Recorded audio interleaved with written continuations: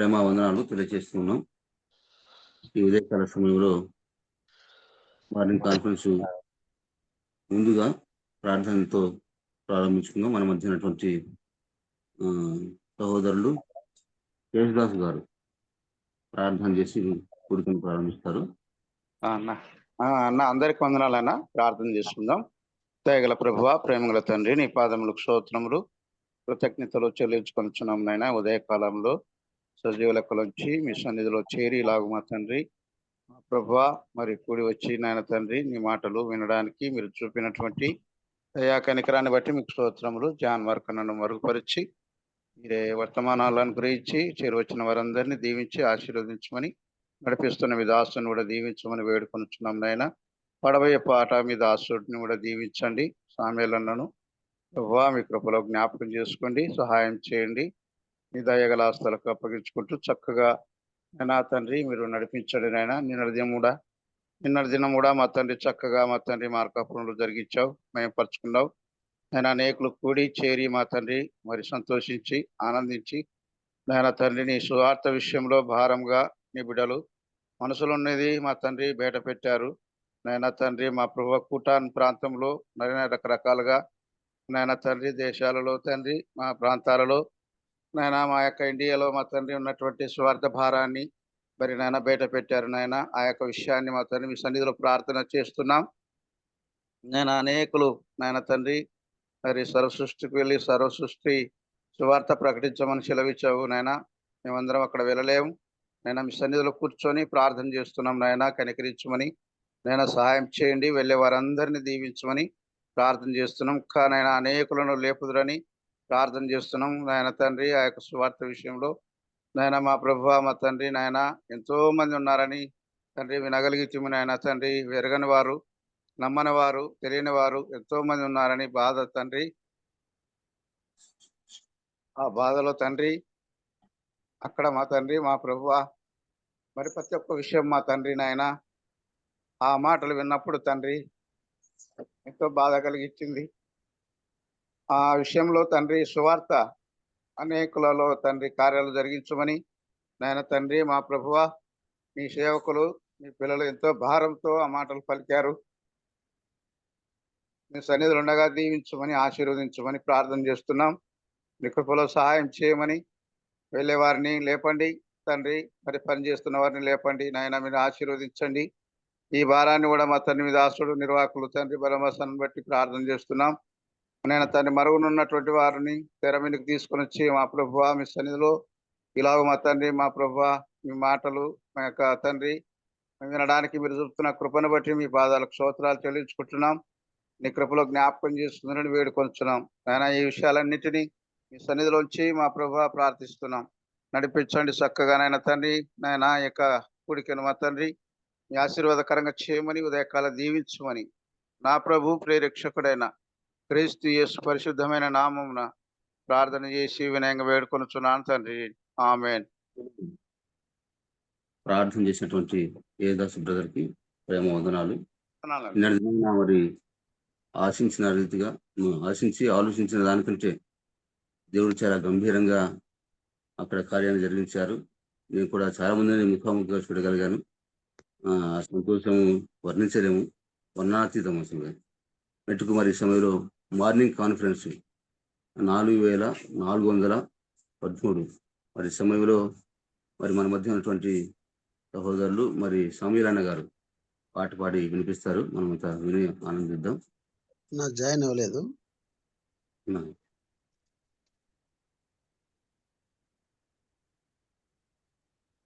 జయచంద్రరావు ఉన్నారు, రూఫస్ అన్న ఉన్నారు. రూఫస్ అన్న నా పాట పాడను.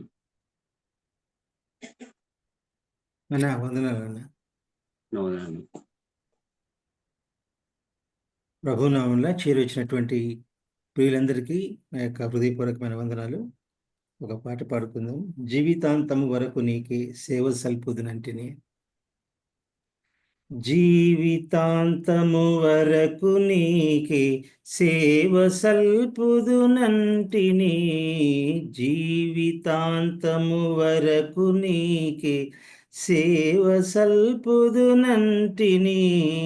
నీవు నాతో నుండి ధైర్యమునిచ్చి నడుపుము రక్షకా.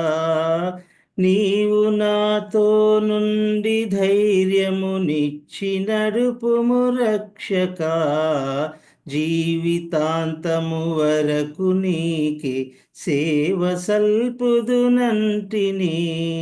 ఎన్ని ఆటంకంబులున్నను ఎన్ని భయములు కల్గినా, ఎన్ని ఆటంకంబులున్నను ఎన్ని భయములు కల్గినా, అన్ని బోవును నీవు నాకడ ఉన్న నిజమిది రక్షకా.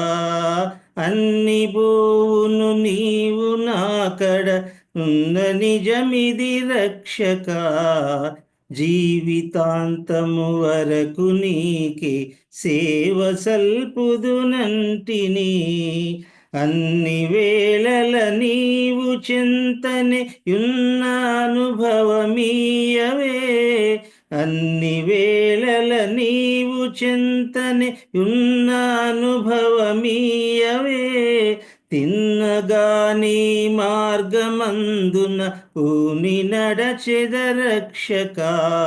తిన్నగాని మార్గమందున పూని నడచెద రక్షకా.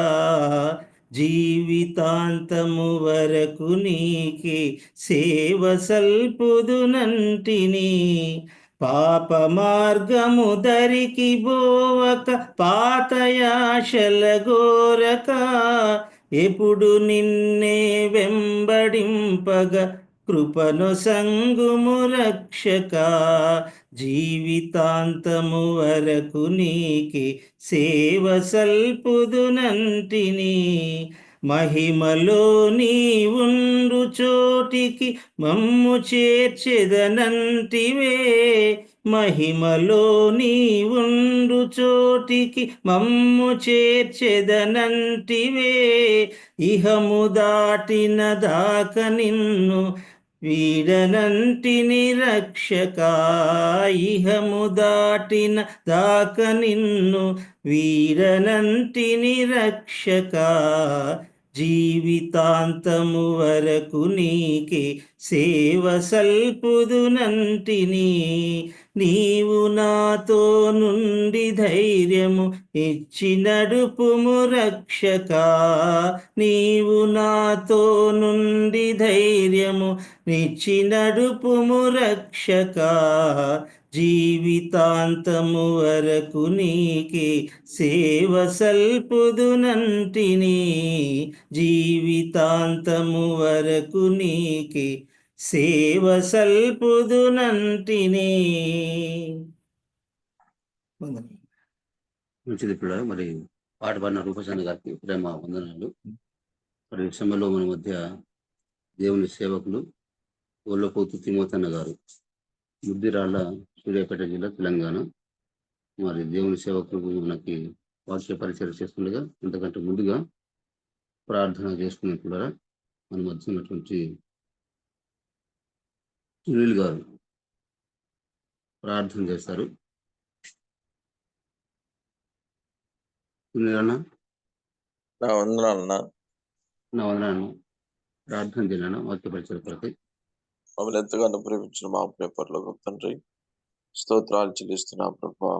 కృపా కనికరంగా మా దేవ, ఉన్నతుడ, సర్వాధికారి దేవ, వాక్యమైన మా తండ్రి నామ స్తోత్రాలు చెల్లిస్తున్నా ప్రభా. ఏ కూర్చొని మేము ఒక దర్శనం చేసుకునే భాగ్యాన్ని స్తోత్రాలు. మీ పాదంలో చెంత చేరి స్తుతించి మహాపరిచి మీకు మాటలు నిద్రతో మాకు ఇచ్చిన గొప్ప దేవ, స్తోత్రాలు చెల్లిస్తున్నాం ప్రభా. అయినా వాక్యం అందించి మీ దాసుని ఆశీర్వదించండి. మీ తలంపులు వాక్యాన్ని నింపి మీరు నడిపించుతారని ప్రార్థిస్తున్నాం ప్రభా. వాక్యాన్ని విని ఆత్మీయ మేలు క్షంపంతో సహాయం దయచేయండి ప్రభా.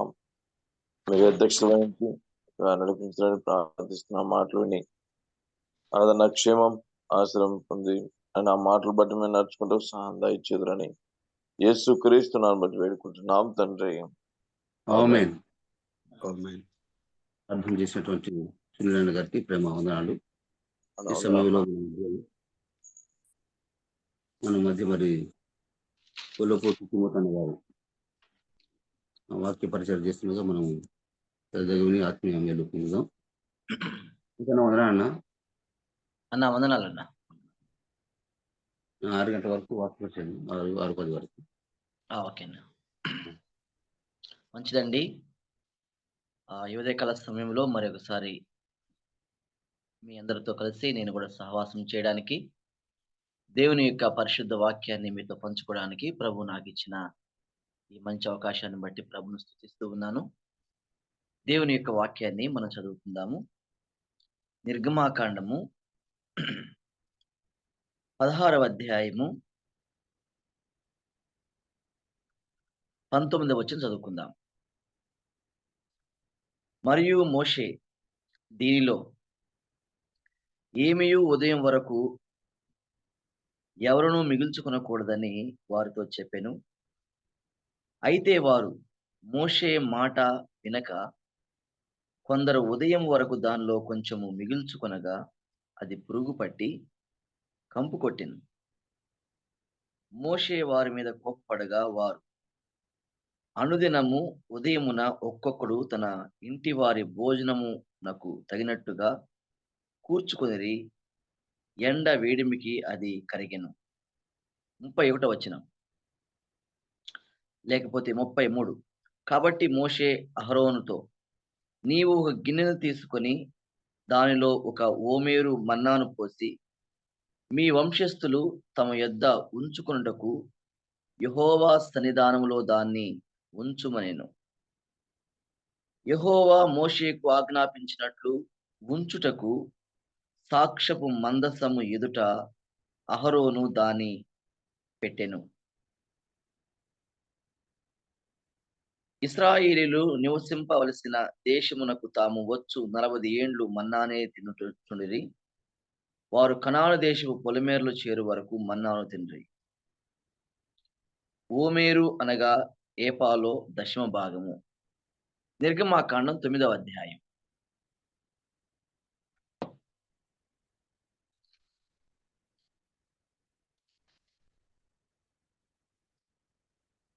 నిర్గమాకాండము 9వ అధ్యాయము మొదటి వచనం చదువుదాం.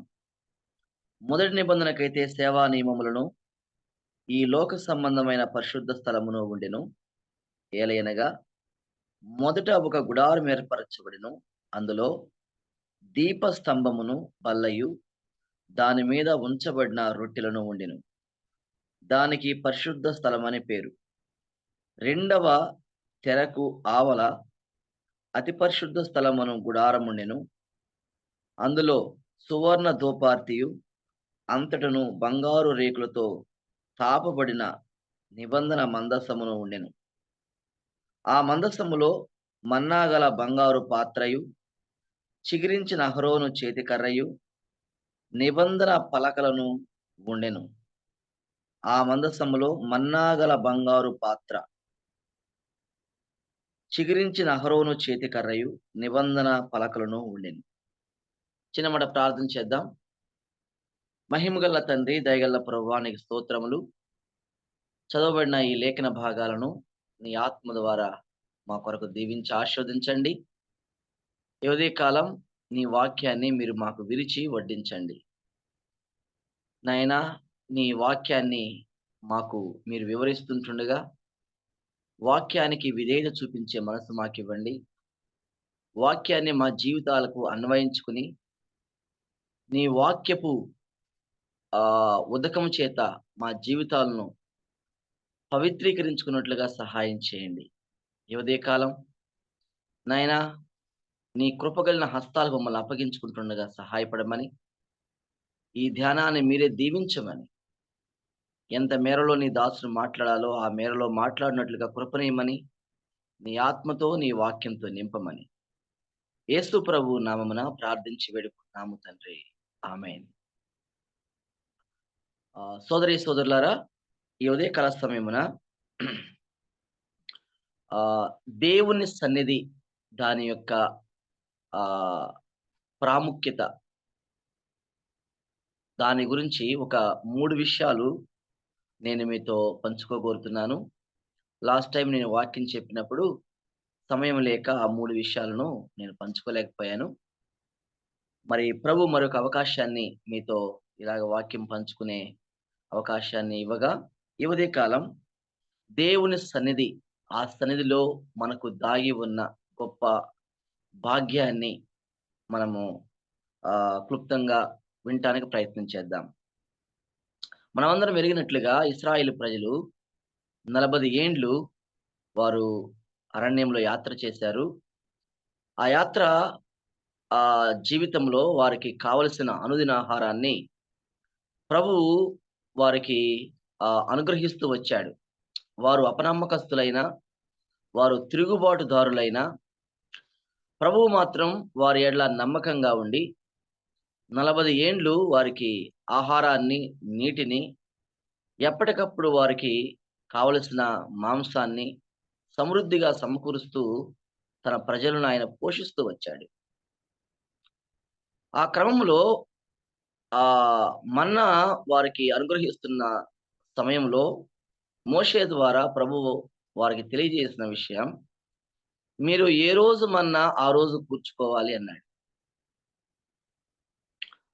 6వ రోజు మాత్రమే మీరు రెండంతలుగా కూర్చుకోండి అన్నాడు. ఎందుకంటే విశ్రాంతి దినము, ఆ రోజున మీకు మన్నా కురవదు కాబట్టి ఆ రోజు మాత్రమే మీరు మరుసటి రోజు కూడా మన్నాను కూర్చుకోవాలని చెప్పాడు. కూర్చుకున్న మన్నాను ఉదయం వరకు మీరు తినేసేయాలి అన్నాడు. ఉదయం వరకు దాన్ని ఉంచుకుంటే అది పాడైపోయింది, అలా ఉంచుకోకూడదు అన్నాడు. కానీ ఇక్కడ 16వ అధ్యాయం 19, 20, 21 వచనాలు మనం చదువుతున్నప్పుడు, వారు మోషే మాట వినక ఉదయం వరకు దానిలో కొంచెం మిగుల్చుకొనగా అది పురుగు పట్టెను అనే మాట చూస్తున్నాం. అది కంపు కొట్టెను అనే మాట చూస్తున్నాం. అది పురుగు పట్టెను, అది కంపు కొట్టెను. సోదరి సోదరులారా, ఉదయం వరకు ఉంచుకున్న మన్నా అది పురుగు పట్టింది, అది కంపు కొట్టింది. ఈ విషయాన్ని మనం గమనించాలి. అంటే 24 అవర్స్లో, విత్ ఇన్ 24 అవర్స్లో ఆ మన్నా పాడైపోయింది, ఆ మన్నా చెడిపోయింది. మనము 31 నుండి 35 వచనాలు చదువుతున్నప్పుడు ఇక్కడ మహిమగల ప్రభు మోషే ద్వారా వారికి ఇచ్చిన ఆజ్ఞ ఏంటంటే, మోషే ఒక గిన్నెలో ఓమేరు మన్నాను పోసి, మీరు ఐగుప్తు దేశంలో నుండి కనాను దేశంలోనికి ప్రయాణం చేసేటప్పుడు నేను మిమ్మల్ని ఏ మన్నాతో పోషించానో ఆ మన్నాను మీ వంశస్థులు చూడాలి, మీ వెనుక ఉన్న తరాల వారు చూడాలి. కాబట్టి ఆ మన్నాను మీరు ఒక గిన్నెలో పోసి భద్రం చేయండి అన్నాడు. మోషే దాన్ని అహరోనుకు చెప్పాడు. అహరోను ఒక బంగారపు గిన్నెలో ఆ మన్నాను పోసి దానిని అతి పరిశుద్ధ స్థలములో, మందసములో పెట్టాడు. మందసములో 3 విశేషమైన వస్తువులు ఉంటాయి.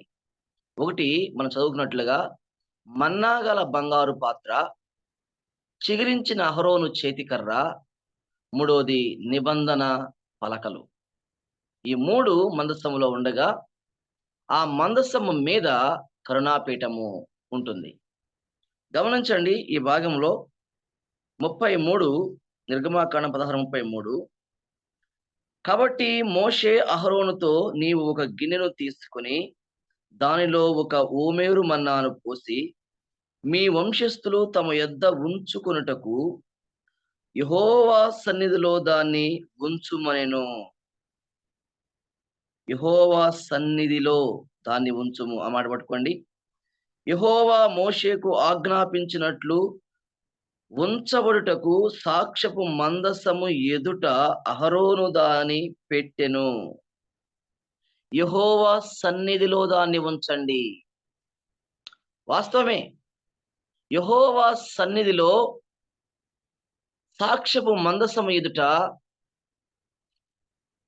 ఆ మన్నా ఉంచబడింది. ఎప్పటి వరకు ఉంచబడిందా మన్నా?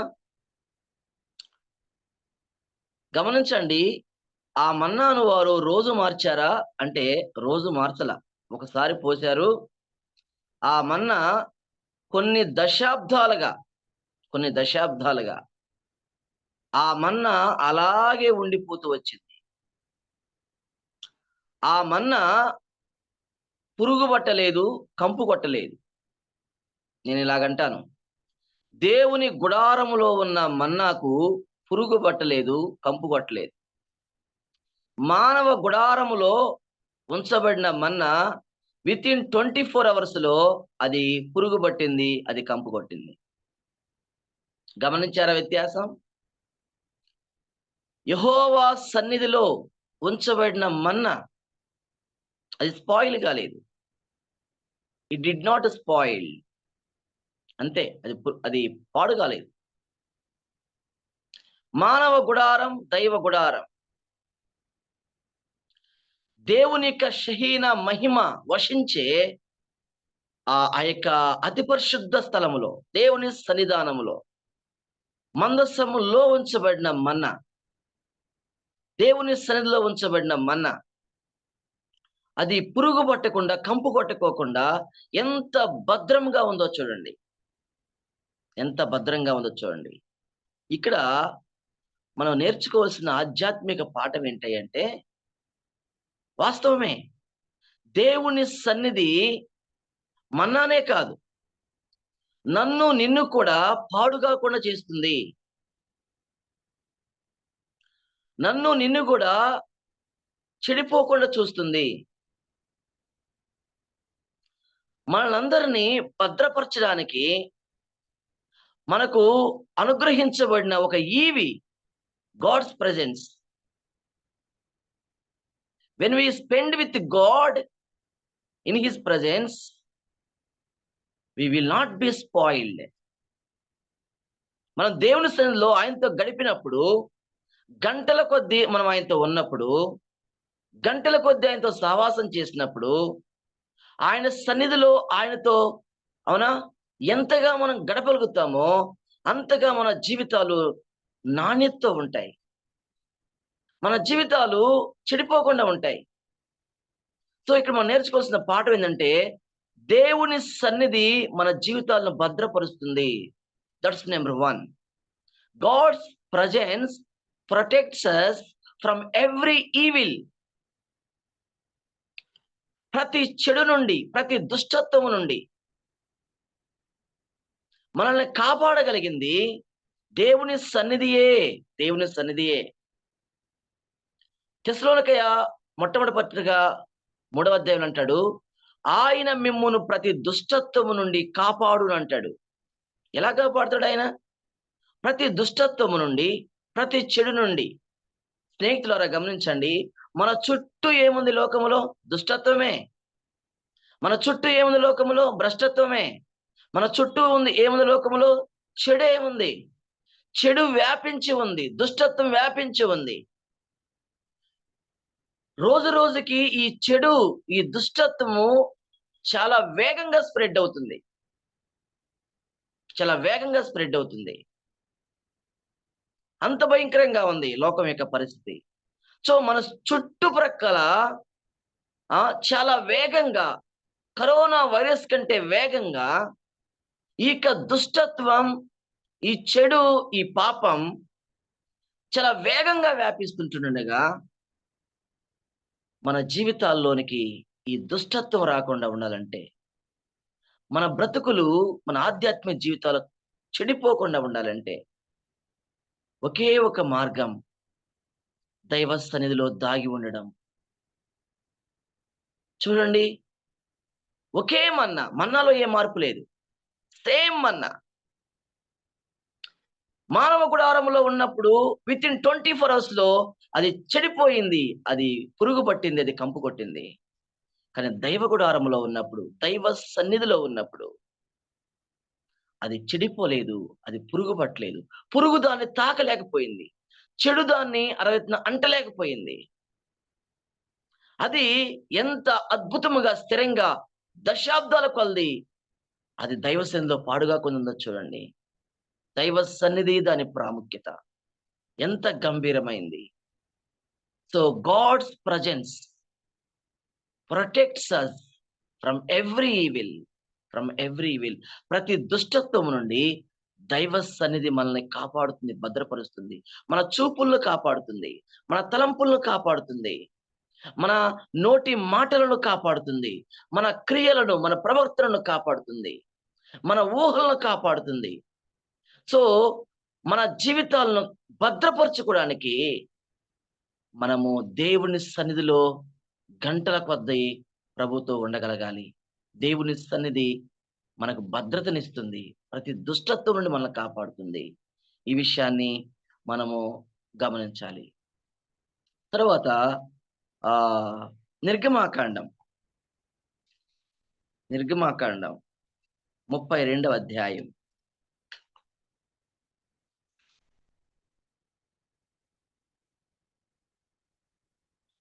నిర్గమాకాండం 32వ అధ్యాయం 31వ వచనం. 32, 31. అప్పుడు మోషే యెహోవా యొద్దకు తిరిగి వెళ్ళి అయ్యో ఈ ప్రజలు గొప్ప పాపము చేసిరి. 32వ అధ్యాయం మనకు తెలుసు కదా, సీనాయి పర్వతము దగ్గర ఇశ్రాయేలు ప్రజలు దేవుని మీద చేసిన తిరుగుబాటు, వారు చేసిన పాపం. ఆ పాపాన్ని బట్టి దేవుడు వారి మీద కోపాన్ని తెప్పియడానికి, వారిని కాల్చివేయడానికి సిద్ధపడినప్పుడు మోషే వారి కొరకు అడ్డుపడి బ్రతిమాలుకొని దేవుని యొక్క కోపాన్ని చల్లార్చిన విధానం మనం ఎరుగుదాం. సోదరులారా, స్నేహితులారా, ఇక్కడ ఒక మాట నేను మీకు జ్ఞాపకం చేసి నేను ముందుకు వెళ్తాను. అప్పుడు మోషే యెహోవా యొద్దకు తిరిగి వెళ్ళెను. యెహోవా యొద్దకు తిరిగి వెళ్ళిన మోషే ఎంత సమయం ఉన్నాడు? నిర్గమాకాండం, క్షమించండి, ద్వితీయోపదేశ కాండం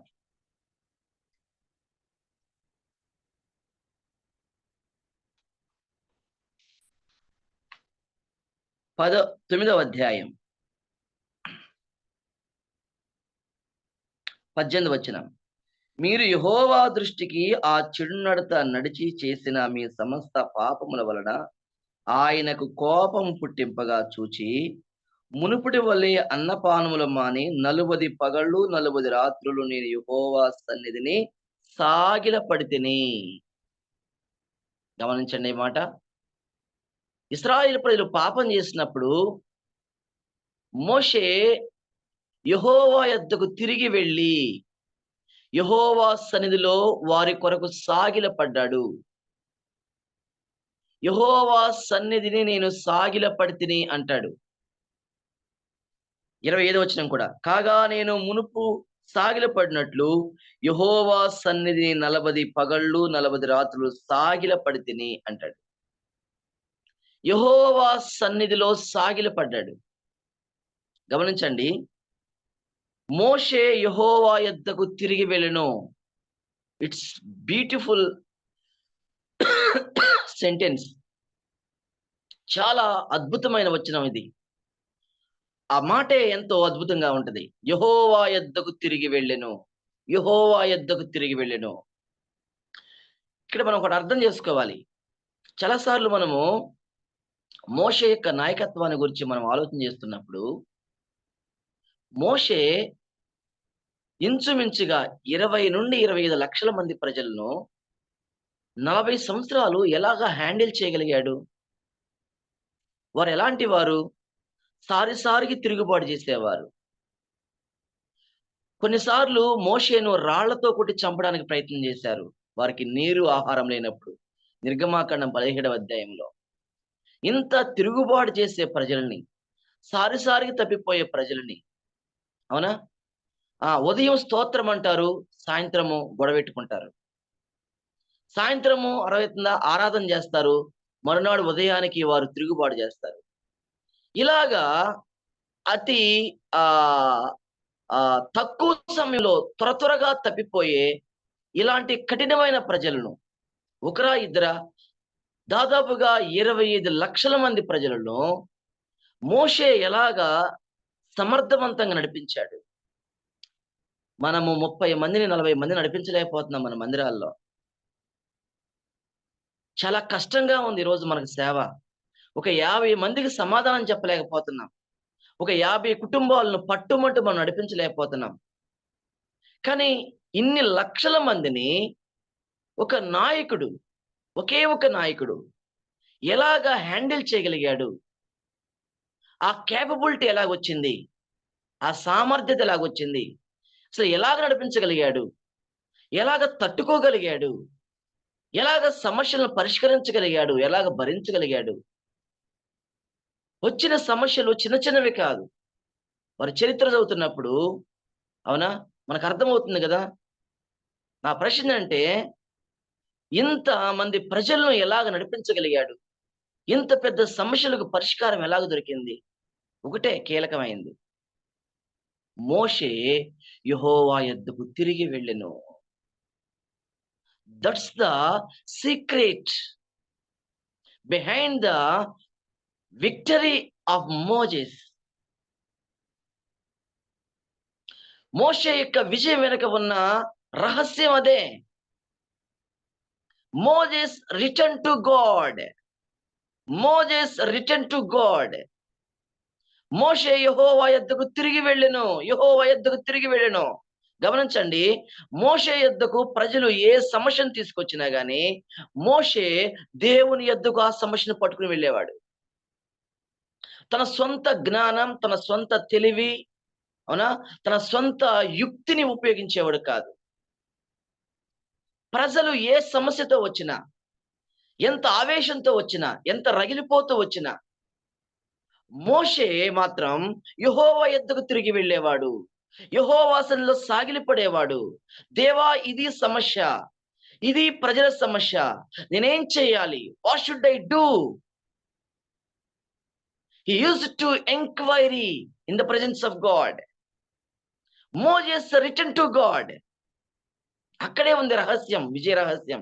ఒక మైటీ లీడర్ గా, ఒక రాడికల్ లీడర్ గా, ఒక సక్సెస్ఫుల్ లీడర్ గా చరిత్రను సృష్టించాడు మోజెస్. ఒకే ఒక్కడు ఇన్ని లక్షల మందిని ఎలాగా హ్యాండిల్ చేయాలంటే this is the secret. He used to return to God frequently. తరచుగా ఆయన యెహోవా సన్నిధికి వెళ్ళేవాడు. యెహోవా సన్నిధిలో ఆ యొక్క సమస్యను ఉంచేవాడు. అప్పుడు దేవుడు ఒక పరిష్కార మార్గాన్ని చూపించేవాడు. ఆ పరిష్కార మార్గాన్ని ఉపయోగించుకుని ప్రజల సమస్యకు పరిష్కారం చూపించేవాడు. ప్రాబ్లంతో వెళ్ళేవాడు దైవ సన్నిధికి, అవునా, సొల్యూషన్ తో, పరిష్కారంతో తిరిగి వచ్చేవాడు. సమస్యను చేత పట్టుకుని వెళ్ళేవాడు, అవునా, పరిష్కారాన్ని చేత పట్టుకుని వచ్చేవాడు తిరిగి. ఇక్కడ మనం నేర్చుకోవాల్సిన మరొక పాఠం ఏంటంటే, దైవ సన్నిధి మన ప్రతి సమస్యకు పరిష్కారాన్ని చూపిస్తుంది. That's my second point. The presence of God gives the solution to every problem which we are facing nowadays. అది భౌతిక సంబంధమైందా, అది ఆధ్యాత్మిక సంబంధమైందా, అది మానసిక సంబంధమైందా, అది ఎలాంటి సమస్య అయినా సరే దేవుని సన్నిధి మనకు, అవునా, పరిష్కారాన్ని చూపిస్తుంది. ఆధ్యాత్మిక సమస్యలో ఉన్నారా? Go to presence of God. భౌతిక సంబంధమైన సమస్యల్లో ఉన్నారా? ఒకే మార్గం, ఆయన సన్నిధికి వెళ్ళడమే. మానసిక సంబంధమైన సమస్యలతో ఉన్నారా? ఒకే మార్గం, దైవ సన్నిధికి వెళ్ళడమే. We have to go to God like Moses with problem. అది ఏ సమస్య అయినా ఆ సమస్యను చేత పట్టుకుని దైవ సన్నిధికి మోషే వలె వెళ్ళడమే. విచారం ఏంటంటే సమస్యను చేత పట్టుకుని మనుషుల దగ్గరికి వెళ్తాం. మనుషులతో మన సమస్యలు షేర్ చేసుకోవద్దని కాదు. ఫస్ట్ ఆఫ్ ఆల్ దైవ సన్నిధికి వెళ్ళే అలవాటు మనం కలిగి ఉండాలి. అది నా ఇంటెన్షన్. కానీ దైవ సన్నిధికి వెళ్ళడం కంటే దేవుని సన్నిధిలో ఆ సమస్యకు పరిష్కారాన్ని ప్రభు దగ్గర నుండి మనం వెతికే కంటే మనుషుల దగ్గరికి ఆ సమస్యను పట్టుకుని వెళ్తాం. నాయకుల దగ్గరికి ఆ సమస్యను పట్టుకుని వెళ్తాం. పోలీసుల దగ్గరికి ఆ సమస్యను పట్టుకుని వెళ్తాం. పొలిటికల్ లీడర్స్ దగ్గరికి ఆ సమస్యను పట్టుకుని వెళ్తాం.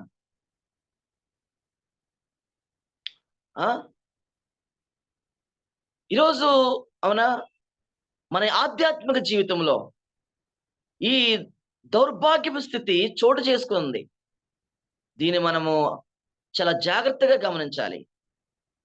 సమస్య వచ్చినప్పుడు అది కుటుంబంలోనా, అది సంఘములోనా, అది వ్యక్తిగత జీవితంలోనా, అది శారీరకమైందా, మానసికమైందా, ఆధ్యాత్మికమైందా, అది ఎలాంటిదైనా,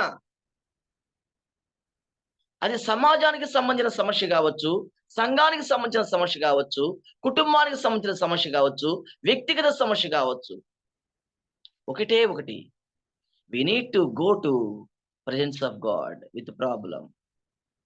దేవుని సన్నిధికి మనం వెళ్ళాలి సమస్యతో. ఎందుకంటే దైవ సన్నిధే మనకు పరిష్కారం చూపిస్తుంది. ఈ మాట మన గుండెలో ముద్రించుకోవాలి. Moses return to God. He bowed down in the presence of God for 40 days and nights. దేవుడు తన సమస్యకు పరిష్కారాన్ని చూపించేవాడు.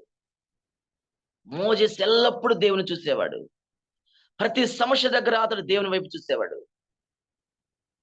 గుర్తుపెట్టుకోండి, మన సొంత జ్ఞానం, మన సొంత తెలివి, మన సొంత యుక్తి కుయుక్తి సమస్యను ఇంకా పెంచిద్దే గాని సమస్యకు పరిష్కారాన్ని ఇవ్వలేదు. మానవ జ్ఞానాన్ని మనం నమ్ముకోవద్దు, మనం నమ్ముకోకూడదంతే. దైవ సేవకులముగా, నాయకులముగా, దేవుని పిల్లలముగా మనకు ఉన్న ఏకైక దిక్కు మన ప్రభువే. సో ఆయనను వెతకాలి, ఆయన సంధికి వెళ్ళాలి. అది ఎంత పెద్ద సమస్య అయినా తీసుకుని వెళ్ళాలి. ప్రభు తప్పక పరిష్కారం చూపిస్తాడు. So first one, God's presence protects us from every evil. Second one, God's presence gives us the solution to every problem which we are facing. మనం ఏదైతే ఎదుర్కొంటున్నామో ఆ సమస్యలన్నిటికీ పరిష్కారాన్ని దైవ సన్నిధి చూపిస్తా ఉంది. మూడోది చూడండి, మూడోది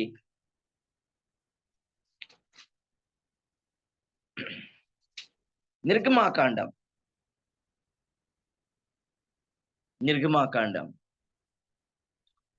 34వ అధ్యాయం 29వ వచనం.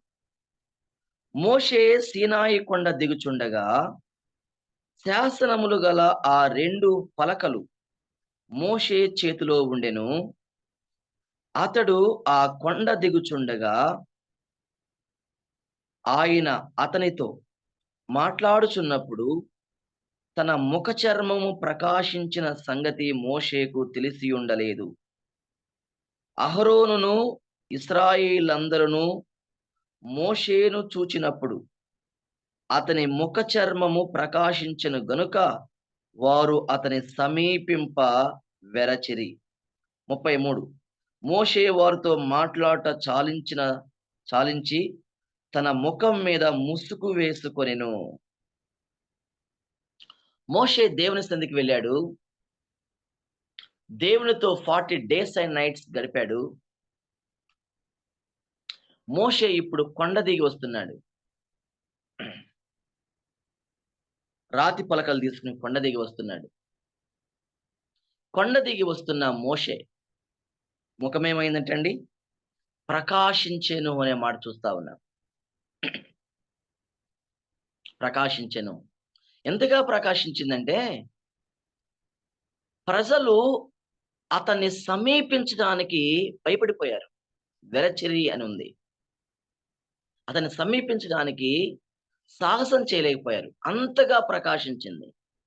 సూర్యుని దగ్గరికి వెళ్ళడానికి మనకి ఎలాగా ధైర్యం చాలదో, అలాగే మోషే ముఖము సూర్యుని వలె ప్రకాశిస్తుంటుండగా, రూపాంతర కొండ మీద క్రీస్తు ప్రభు వారి యొక్క ముఖం ఎలాగ ప్రకాశించిందో, జస్ట్ లైక్ అలాగన్నమాట.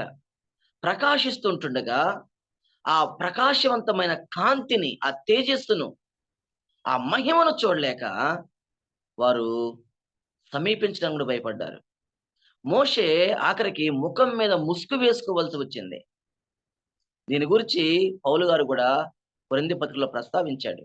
మనకు తెలుసు వాక్యం. ఇక్కడ మనం ఏమి జ్ఞాపకం చేసుకోవాలి, ఏం నేర్చుకోవాలి? ఆ మోషే కొండ మీదకి వెళ్ళేటప్పుడు సాధారణమైన ముఖంతో వెళ్ళాడు. అహరోనుకి ఎలాంటి ముఖం ఉందో, కొండ కింద ఉన్న 25 లక్షల మంది ముఖాలు ఎలాగున్నాయో, అలాగే మోషే ముఖం కూడా అందరి ముఖాలలాగా సాధారణంగానే ఉంది.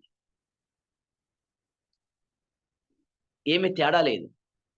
కానీ దేవుని సన్నిధిలో 40 దినములు 40 రాత్రింబగుళ్ళు సాగిలపడి దేవునితో గడిపి, దేవునితో సహవాసం చేసి, దేవునితో ముచ్చటించి, దేవునికి అతి సమీపముగా ఉండి దైవ సన్నిధిని అనుభవించి తిరిగి వస్తుంటుండగా అతని ముఖము మీద ప్రకాశత అంటాను, మోషే ముఖము రూపాంతరం చెందింది. మోషే ముఖము రూపాంతరం చెందింది. థర్డ్ వన్ ఏంటంటే, the presence of God gives us transformation. దైవ సన్నిధి మనకు రూపాంతరాన్ని ఇస్తుంది, మన బ్రతుకులను మార్చేస్తుంది ప్రకాశవంతముగా.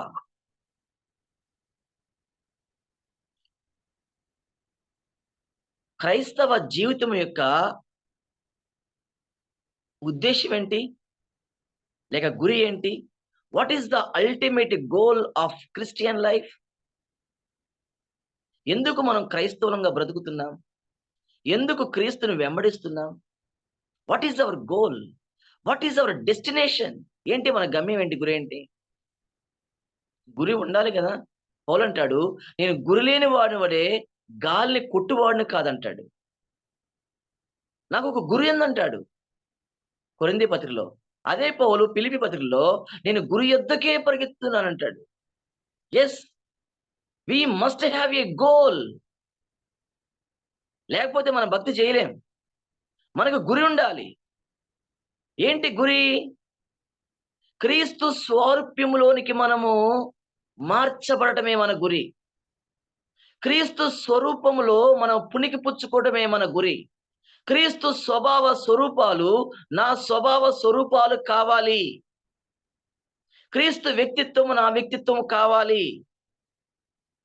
రోమాపత్రిక 8వ అధ్యాయంలో అదే చెప్తాడు ఆయన.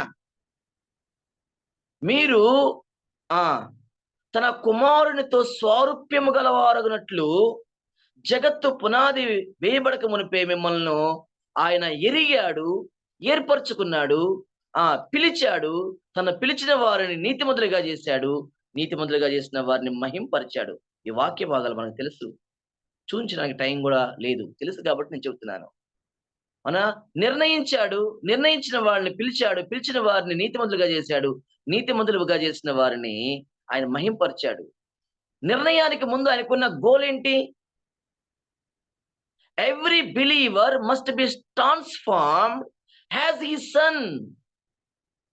తన కుమారుని వలె ప్రతి విశ్వాసి మారిపోవాలి, రూపాంతరం చెందాలి. తన కుమారుని యొక్క స్వారూప్యాన్ని ప్రతి మనిషిలో ఆయన చూడగోరుతున్నాడు.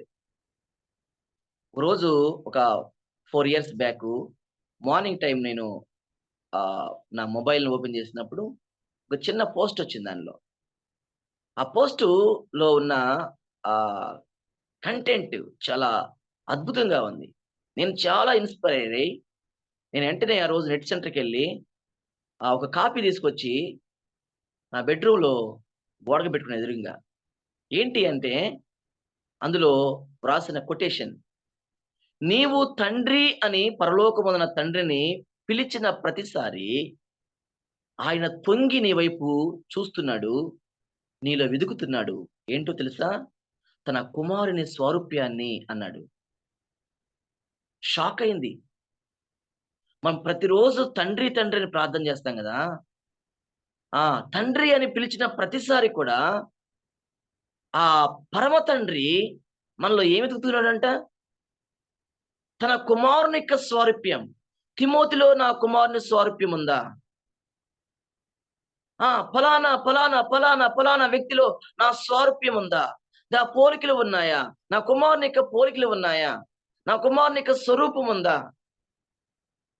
తండ్రి అని మనం ఆయన పిలుస్తున్న ప్రతిసారి తన కుమారుని యొక్క రూపాన్ని, ప్రతిరూపాన్ని మనలో చూడగోరుతున్నాడు. He is looking for the image of his son in every believer. అది మనలో ఏర్పడాలి. ఆ స్వరూపం మనలో ఏర్పడాలి. చిన్నపిల్లలారా, క్రీస్తు స్వరూపం మీరు ఏర్పడు వరకు మీ విషయమై నాకు ప్రసవ వేదన కలుగుతుంది అన్నాడు పౌలు. ఎందుకు ఈ ప్రసవ వేదన? ఎందుకు ఈ పుట్టినప్పులు? ఎందుకు ఈ ఆవేదన గుండెల్లో? దైవ జనాంగములో క్రీస్తు స్వరూపం ఏర్పడాలి.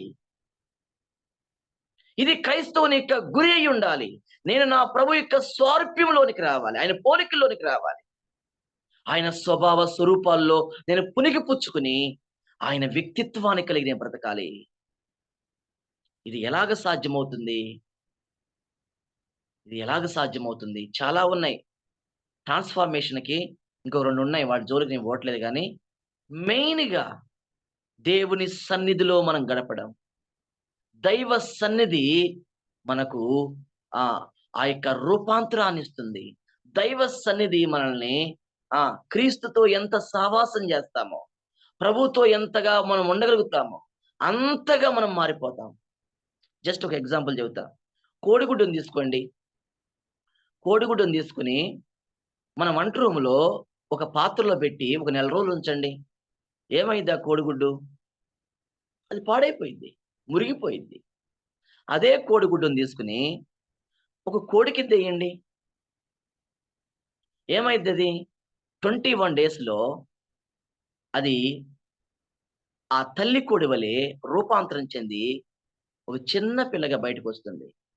తల్లికి ఎలాగ ముక్కు ఉంటుందో అలాంటి ముక్కే, తల్లికి ఎన్ని రెక్కలు ఉంటాయో అలాంటి రెక్కలే, అన్ని రెక్కలే, తల్లి కాళ్ళ వంటి కాళ్ళే. అవునా? ద ఇమేజ్ చూడండి, the same image come out of that egg. Same image, రవ్వంత కూడా తేడా ఉండదు.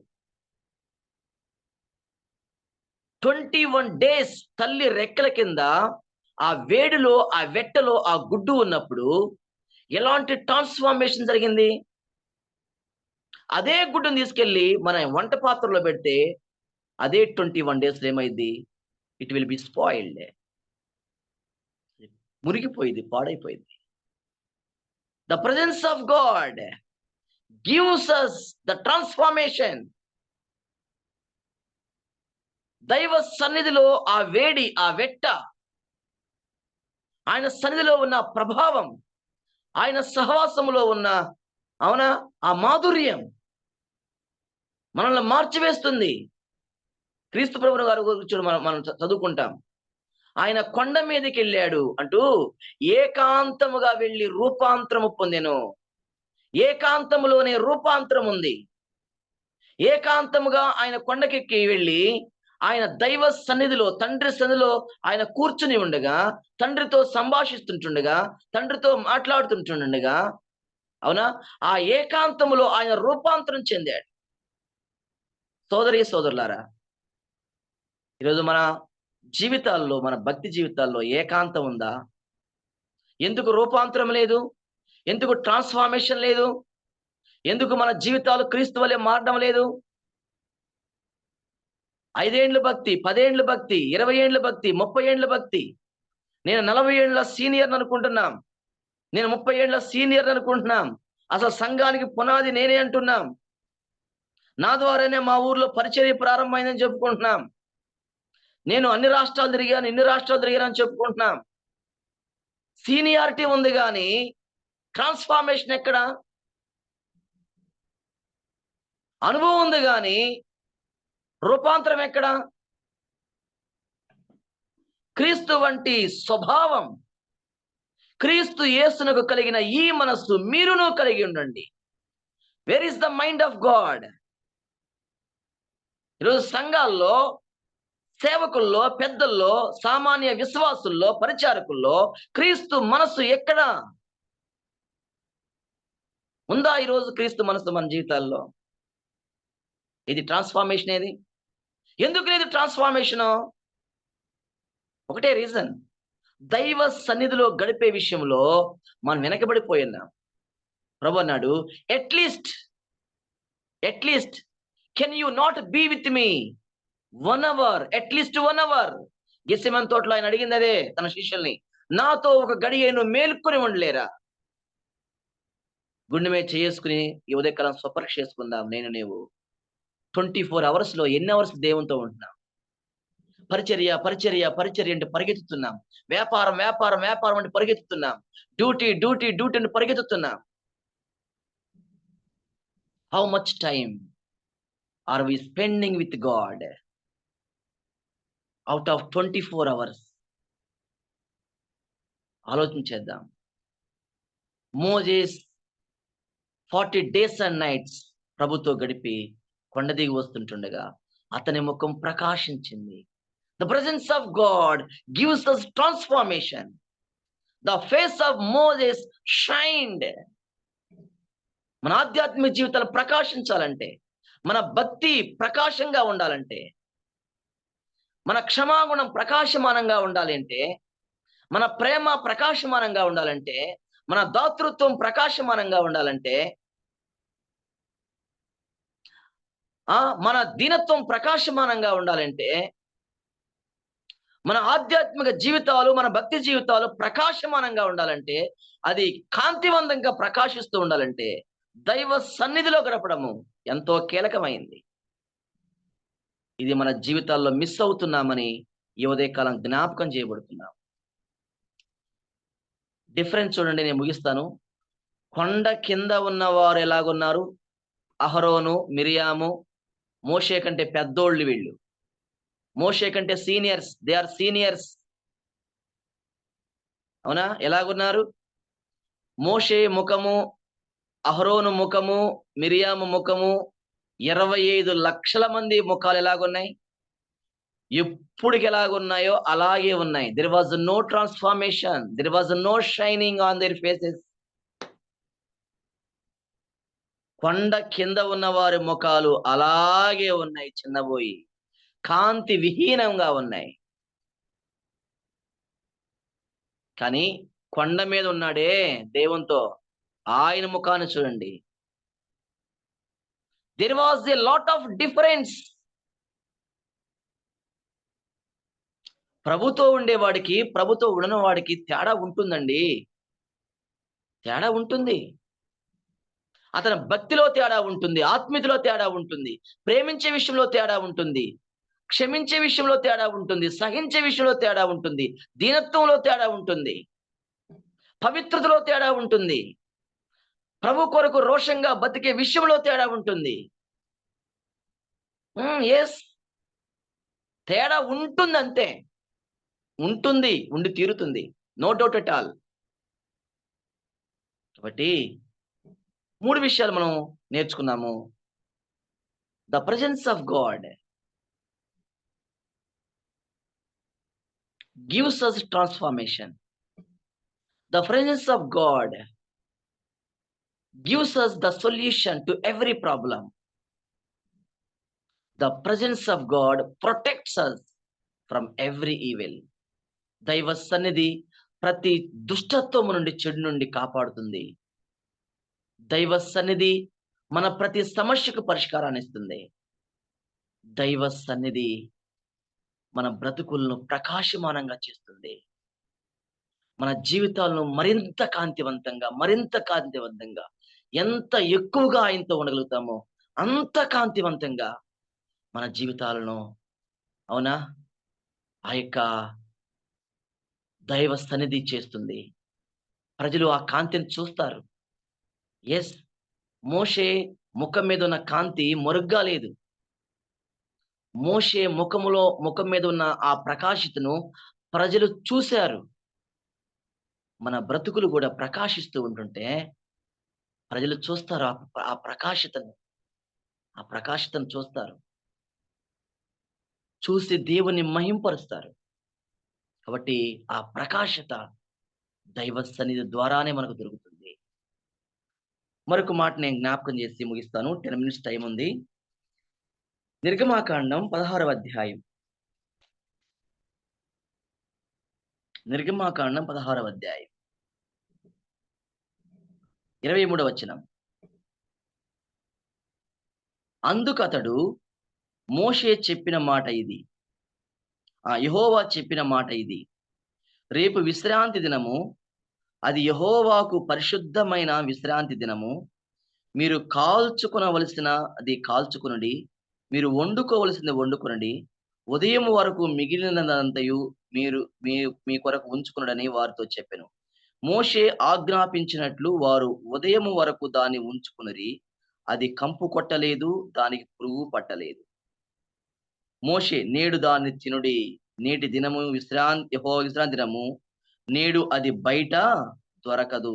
6 దినములు దాన్ని కూర్చుకునవలెను. విశ్రాంతి దినమున అనగా 7వ దినమున అది దొరకదనెను. 19, 20 వచనాల్లో వారు ఉంచుకున్నది కంపు కొట్టింది, పురుగు పట్టింది 24 hours లో.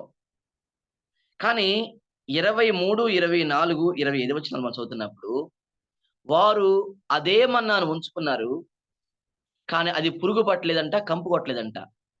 ఏంటి డిఫరెన్స్? అది చెప్పి ముగిద్దాం. ఏంటి డిఫరెన్స్?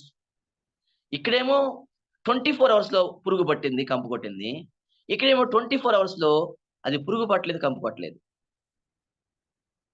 ఏంటి డిఫరెన్స్ అంటే, ఇక్కడ ఉంచుకోవద్దన్నాడు, ఉంచుకున్నారు. అంటే అవిధేయత చూపించారు. అవిధేయత చూపించారు. ఇక్కడ ఉంచుకోమన్నాడు, ఉంచుకున్నారు. ఇక్కడ విధేయత చూపించారు.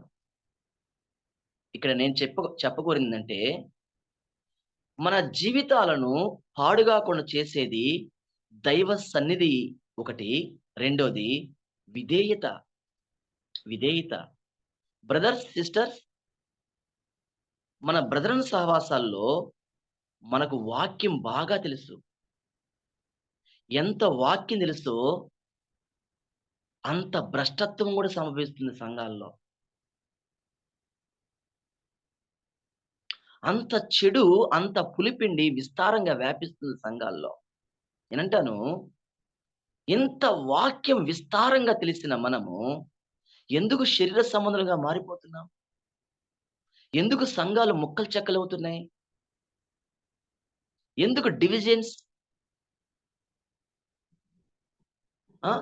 ఎందుకు పాపము పులిపిండి వలె వ్యాపిస్తుంది మన సంఘాల్లో? I'm talking about our local assemblies. ఎందుకు ఎందుకు ఎందుకు ఒకరికొకరు గిట్టిన పరిస్థితి? ఎందుకు శత్రుత్వం? ఎందుకు ఈ దౌర్భాగ్యపు స్థితి? ఎందుకు క్షమించలేని తత్వం, ప్రేమించలేని తత్వం? ఎందుకు అంటే, వాక్యం తెలుసు మనకి, కానీ వాక్యానికి విధేయత చూపించే తత్వం లేదు. నేనంటాను, వాక్యానికి విధేయత చూపించని అవిధేయత ఎక్కడ ఉంటుందో అక్కడ పురుగు పట్టుట, కంపు కొట్టుట తథ్యం, అనుమానమే లేదు. విధేయత మనల్ని కాపాడుతుంది, పురుగు పట్టకుండా, కంపు కొట్టకుండా. అవిధేయత ఏం చేస్తుంది? పురుగు పట్టినట్లుగా, కంపు పట్టినట్లుగా చేస్తుంది. నేనంటాను, 66 పుస్తకాలు నాకు బాగా తెలుసు అనుకోండి. బైబిల్ గ్రంథంలో ఉన్న 66 పుస్తకాలు నాకు బాగా తెలుసు. 66 పుస్తకాలను ఒక పరిసైన వలె నేను కంఠోపాఠంగా చెప్పవచ్చు, కంఠస్థం చేయవచ్చు. 66 పుస్తకాల మీద నాకు మంచి పట్టు ఉండవచ్చు. 66 పుస్తకాల్లో ఉన్న ప్రతి అంశం మీద నాకు అద్భుతమైన గ్రిప్ ఉండొచ్చు. ధారాళంగా నేను మాట్లాడవచ్చు. కానీ నా బ్రతుకులో వాక్యానికి విధేయత లేకపోతే, విధేయత నేను చూపించకపోతే, అదే అంటాడు యోహాను సువార్త 8వ అధ్యాయంలో శాస్త్రులను పరిశీలనను ఉద్దేశించి ప్రభు అంటాడు, మీలో నా వాక్యమునకు చోటు లేదు అంటాడు. చదువుకోండి, ఆ వచన భాగాలు అక్కడ ఉంటాయి. మీలో నా వాక్యమునకు చోటు లేదు అంటాడు. మీకు నా వాక్యము తెలియదు అనలేదు ఆయన. ఆయన పరిభాషను పట్టుకోండి. బైబిల్ గ్రంథంలో చాలా వ్యాకరణం ఉంది. A lot of grammar in the Bible. ఆ వ్యాకరణ చాలా ముఖ్యం మనం స్టడీ చేసేటప్పుడు. మీకు వాక్యం తెలియదు అనలేదు. They knew the law. వారికి ధర్మశాస్త్రం తెలుసు. వారి ధర్మశాస్త్రంలో వారు అద్భుతమైన పాండిత్యం కలిగిన వారు, స్కాలర్స్ వాళ్ళు. వారికి మీకు వాక్యం తెలియదు అంటలేదు. ఆయన అన్న మాట ఏదంటే, నా వాక్యానికి మీలో చోటు లేదు అన్నాడు. That's the very very crucial word that we should observe. మనం గమనించదగ్గ కీలకమైన విషయం అది. వాక్యం తెలియదంటానికి, వాక్యానికి చోటేదంటానికి చాలా డిఫరెన్స్ ఉంది. వాక్యం తెలుసు కానీ ఆ తెలిసిన వాక్యానికి వారు ఏమివ్వట్లేదు, చోటు ఇవ్వడం లేదు. అంటే దానికి విధేయత చూపించడం లేదు, దానికి లోబడ్డం లేదు. అందుకే శాస్త్రుల యొక్క పరిశీలక జీవితాలు వేషధారణ జీవితాలు అయ్యాయి. అందుకే శాస్త్రుల పరిశీలన జీవితాలు అవునదా సమాధిలాగా ఉన్నాయి, బయటికి కలిగిన గిన్నెలాగా ఉన్నాయి. కాబట్టి obedience is very very important in the Christian life. పాపం ఎలాగా ప్రవేశించింది? అవిధేయత ద్వారానే కదా. మరణము పాపం ద్వారా, పాపము మరణము అవిధేయత ద్వారా. అవిధేయత ద్వారానే లోకంలోనికి పాపం రంగప్రవేశం చేసింది. Disobedience is the root cause of sin. కాబట్టి అవిధేయత వారు ఉంచుకున్న మన్న పురుగు పట్టినట్లుగా, కంపు కొట్టినట్లుగా చేసింది. స్నేహితులారా, అవిధేయత చాలా భయంకరమైంది. అవిధేయత అవిధేయత ఈ అవిధేయత మన జీవితాల్లో ఉండకుండా చూసుకుందాం. అవిధేయత లేకోకుండా చూసుకుందాం. విధేయత చూపిద్దాం. వాక్యానికి ఎంత విధేయత చూపిస్తామో అంతగా మన జీవితాలు క్వాలిటీ కలిగి, మన ప్రిచువల్ లైఫ్ క్వాలిటీ, ప్రిచువల్ లైఫ్ లో మనం క్వాలిటీ మెయింటైన్ చేయాలి. అవునదా? వేసుకునే బట్టల్లో క్వాలిటీ, కొనుక్కునే వస్తువుల్లో క్వాలిటీ, వాడే బండిలో క్వాలిటీ, అన్నిట్లో మనం క్వాలిటీ చూస్తాం. అవునా? కానీ ఒక మాట, నా ఆధ్యాత్మిక జీవితం ఎంత క్వాలిటీతో ఉంది? నా ప్రిచువల్ లైఫ్ లో అసలు క్వాలిటీ ఉందా? అవునా? ఎస్, మన ఆధ్యాత్మిక జీవితాల్లో నాణ్యత, క్వాలిటీ మెయింటైన్ చేయాలంటే విధేయత కూడా కావాలి. దైవ సన్నిధిలో గడుపుట, దైవ వాక్యానికి విధేయత చూపించుట, ఇవి రెండు కూడా ప్రతి దుష్టత్వం నుండి మనల్ని కాపాడతాయి. ప్రతి దుష్టత్వం నుండి మనల్ని కాపాడతాయి. మంచిది. Thank you very much. నా సమయం అయింది. నాకు 6-10 నిమిషాలు, 2 నిమిషాల ముందు నేను ముగించగలుగుతున్నాను. నన్ను ప్రేమించి మరొకసారి ఆహ్వానించి ఈ అవకాశం కల్పించిన పెద్దలందరికీ నా హృదయపూర్వక వందనాలు. థ్యాంక్ యూ వెరీ మచ్ అన్న. Over to brother. అన్నగారు ప్రార్థన చేయించి ముగిస్తారు, ప్రకటన చేసి ముగిస్తారు. Thank you. మరొకసారి అందరికీ వందనాలు. మంచిది పిల్లారా, మరి ఈ సమయంలో దేవుని దాసులు చక్కటి వర్తమానం అందించారు. మరి మొదటిగా ఈ సందేశం అంతట్లో కూడా 4 భాగాలుగా మనం చూస్తున్నాం. మొదటిగా భద్రపరచటం. దేవుని సన్నిధిలో ఉంటే మనకు భద్రత ఉందని ఈ అంశంలో మనం చూస్తున్నాం. రెండవదిగా యెహోవా సన్నిధికి తిరిగి వెళ్ళిన మాట మనం చూస్తున్నాం. మనకు వచ్చిన సమస్యలు, ఆర్థిక ఇబ్బందులు, అది ఎటువంటిదైనా సరే దేవుని సన్నిధికి మనం వెళ్ళినప్పుడు మోషే గారు ప్రతి సమస్యను తీసుకుని వెళ్ళాడు, దానికి పరిష్కారం తీసుకుని వచ్చినట్టుగా మనం చూస్తున్నాం. చాలా చక్కటి అంశాలు. మూడవదిగా మనం చూస్తున్నాం, దేవుని సన్నిధిలో ఆయన రూపాంతరం పొందినట్టుగా మనం చూస్తున్నాం. ఆయన ముఖము ప్రకాశించను అని చూస్తున్నాం పిల్లలు. అట్లయితే మనం కూడా దేవుని సన్నిధిలో ప్రకాశించే వారంగా మనం ఉండాలని లేఖన భాగాల ద్వారా మనం హెచ్చరింపబడ్డాం. 4వదిగా దేవుని సన్నిధిలో విధేయతగా ఉండాలని. మెట్టుకు ఈ 4 అంశాలు మన దైనందిన జీవితంలో, జీవిత యాత్రలో మనం దినదినము ప్రభు స్వరూపంలోనికి మార్చబడినట్లుగా ఈ లేఖన భాగాల ద్వారా మనం అందరం సరి చేసుకుందాం, సరిదిద్దుకుందాం. మెట్టుకు మరి వాక్య అందించినటువంటి దేవుని సేవకులు మరొకసారి తిమోతన్న గారికి ప్రేమ వందనాలు తెలియజేస్తున్నాను. ఈ సమయంలో మరి ముగింపు ప్రార్థన మన మధ్య ఉన్నటువంటి జయచంద్రన్న గారు, పి జయచంద్రన్న గారు, హుబ్లీ. అన్న నేను ట్రైన్ లో ఉన్నా. ఓకే. కర్నూలు ప్రభుదర్శన గారు,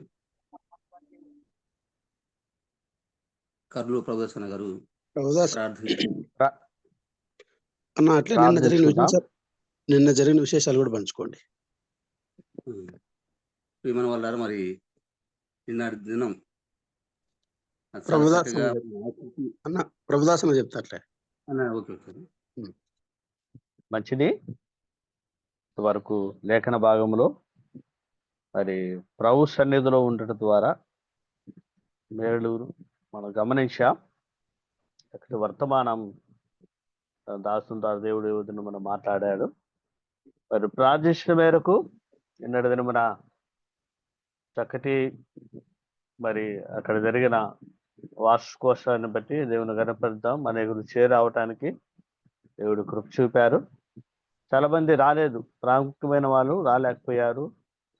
శరీర బలహీనత బట్టి, అనారోగ్య స్థితిని బట్టి మరి ముఖ్యులు రాలేకపోయారు. ఆయన కూడా దేవుడు తన మహాకృప చేత చక్కగా అన్ని విషయాలు జరిగించారు. మరి అనుకున్న రీతిగా మన సాయంకాలం వరకు ఉండలేకపోయాం. మరి మార్కపురంలో సంఘ సహోదరుడు ప్రభునందు నిద్రించడం ద్వారా మధ్యాహ్నం వరకు ఉండి ఆ కార్యక్రమం ముగించుకొని రావడం జరిగింది. ఏదైనప్పటికీ అదంతా దేవుని చిత్తము. మరి అనేకులు దూర ప్రాంతం నుంచి కూడా రావడానికి దేవుడు చూపారు. ఇంకా ప్రయాణంలో కొంతమంది ఉన్నారు, వారి ప్రయాణం కొరకు కూడా ప్రార్థిద్దాం. మరి గతంలో ఎక్కువగా వాక్యముతో గడిపాం. ఈసారి ఓన్లీ ప్రభాకర్ అన్న ఒక 10-15 నిమిషాలు మాత్రమే వాక్యాన్ని అందించడం జరిగింది. తదుపరి సాక్ష్యాన్ని పంచుకోవటము, అనుభవాలను పంచుకోవటము, చక్కటి సమయాన్ని దేవుడు అనుగ్రహించాడు. మరి చేరువచ్చిన మీ అందరికీ ప్రేమ వందనాలు. మరి ఇంకా బన్నబస్ అన్న, మరి ఆదినారాయణ అన్న, అంతపురోలు దాదాపు ఇంకా ఎండ్లు చేరుకోలేదు. వారు ఇంకా ప్రయాణంలో ఉండొచ్చు. ఎందుకంటే తుమ్మలూరుకు వెళ్ళి అక్కడి నుంచి నైట్ వాక్య పరిచయం చేసి మరి వారి ప్రయాణం ఇంకా ఉన్నది. తదుపరి వాళ్ళ ప్రోగ్రాం ఉన్నది కాబట్టి వారి ప్రయాణం కొరకు కూడా ప్రార్థిద్దాం. మరి ప్రయాసపడి చాలా దూరం నుంచి వచ్చిన వారందరికీ మరొకసారి జూమ్ యాప్ ద్వారా ప్రేమ వందనాలు చెల్లిస్తున్నాం. ఏమన్నా ఉంటే చెప్పండినా బనబసనా? అంతేలేనా? ఓకే. చిన్న ఇది జరిగింది. మేము ప్రయాణించి వస్తుంటే మాతో కూడా మరి జనార్దన్ అన్న ఉన్నారు. మరి లగ్జరీ బస్సులో ప్రయాణిస్తున్నాం. అనుకోని రీతిగా కర్నూలు దాదాపు దగ్గరకు వచ్చిన తర్వాత, టౌన్లోకి వచ్చిన తర్వాత 3 వ్యక్తులు అనుకోకుండా పరిగెత్తి బస్సుకు ఎదురు రావటం.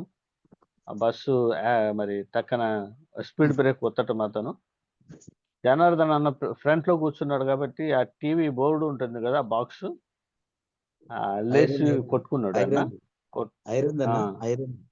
ఐరన్ది టీవీ బాక్స్ ఉంటుంది కదా, ఆ బాక్స్ ను కొట్టుకోవటం వల్ల అన్న ముక్కు మీద గాయం బాగా జరిగింది.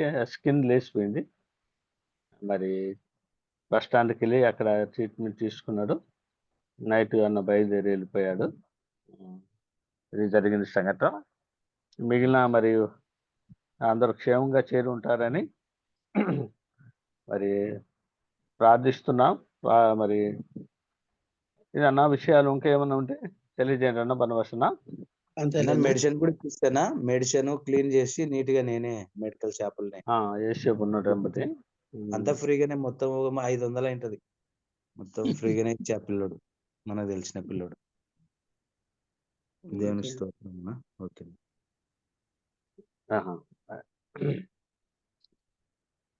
బన్నబసన్న అంతేలేనా? ప్రార్థన చేసుకుందాం. కృపాశక్తి సంపూర్ణుడా, సర్వోన్నతుడా, జీవాధిపతి, మహిమా స్వరూపి, అనంతుడా, ద్వితీయుడా, స్తోత్రములు. మా రక్షకుడు మా ప్రభుని ప్రియకుమారుడు యేసుక్రీస్తుల వారి అమూల్యమైన ఘనమైన నామమును బట్టి మరొకసారి మిమ్మల్ని పూజించి స్తుతించుకొని ఆడుస్తున్నాం. నానా ఇద్దరమున మీరు ఇచ్చిన చక్కటి ఆహారమును బట్టి స్తోత్రములు. డైరడా మరి శరీరక ఆహారం అది కులిపోయాను, ఆత్మీయమైన ఆహారం అది మరి నిత్యం ఉన్నది నాన్న.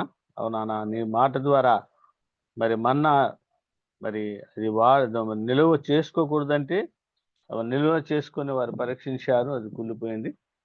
ఈ వాక్కు ద్వారా వారు నిలువ చేసుకున్నప్పుడు అది నిలిచిపోయినది. స్తోత్రములు. మీ మాటలో శక్తి ఉన్నది కాబట్టి మానవులమైన మేము గ్రహించి వద్దన్నది తీసుకోమన్నది మాత్రమే తీసుకుని మరి ప్రయోగించడానికి కృప చూపండి. మెట్టికు నీ దాసును చక్కగా బలపరిచారు, అంతేకాదు చక్కటి ఉదాహరణ కూడా తీసుకొచ్చారు.